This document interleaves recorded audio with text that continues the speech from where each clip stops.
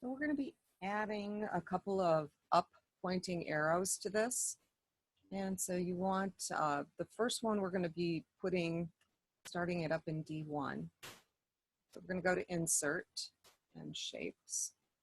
And we want that up arrow. So it's in the block arrow section, third one in. And we're just going to kind of click near the top of cell D1.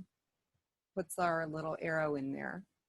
And as long as it is selected, we should be in the format ribbon. We're going to adjust the width and the height.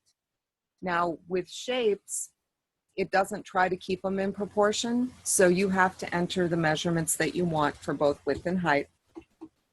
So 3.7 is the height, and then I'm going to enter my width, which is 2.1. And your arrow should be positioned similar to mine. If it's not, you can go ahead and position in the center and left drag and move it. They do want us to do some styling to this.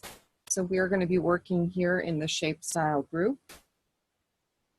And we're going to click on the More button. And what they would like is Intense Effect Blue Accent 1. So we're going to apply that. Kind of does a little shadow on it. And then we're also going to apply a little glow to this. So that's in Shape Effects under Glow. And they would like Orange 11-point Glow Accent 2. Okay, so we've got Orange 11-point Glow Accent 2, and we're going to select that.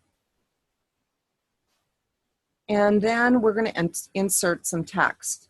Now, as long as your shape is selected, you can pretty much just type to key in your text. And there's nothing other than typing that you need to do.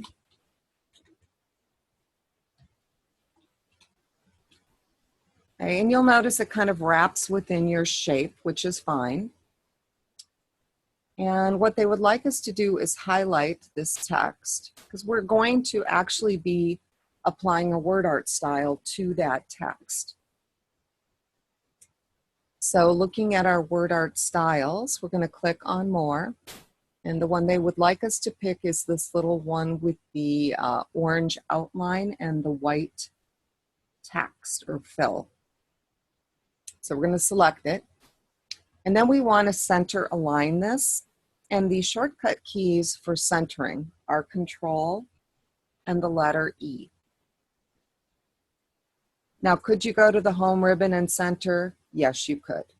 Okay, it's just that Control and E lets us stay in the format ribbon to continue formatting. And what they want us to do now is copy this, because we're going to make a smaller arrow next to it. So we're going to kind of click on the arrow part here. And we're going to press Control. And then we are going to left drag. And that will copy this arrow. I'm going to press Control. And you'll notice that my mouse now looks like a white arrow with a plus sign.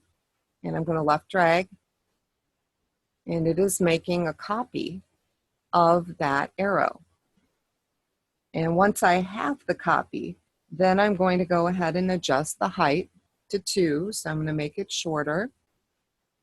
And then I'm also going to make it a little thinner, 1.6 for the width.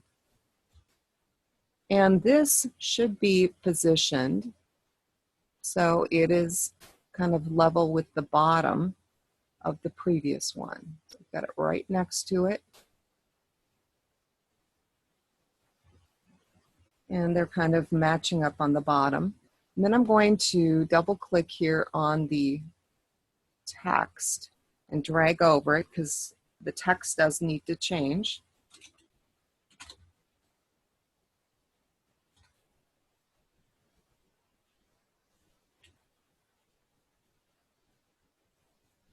And then at this point, I'm going to click away because this looks pretty good.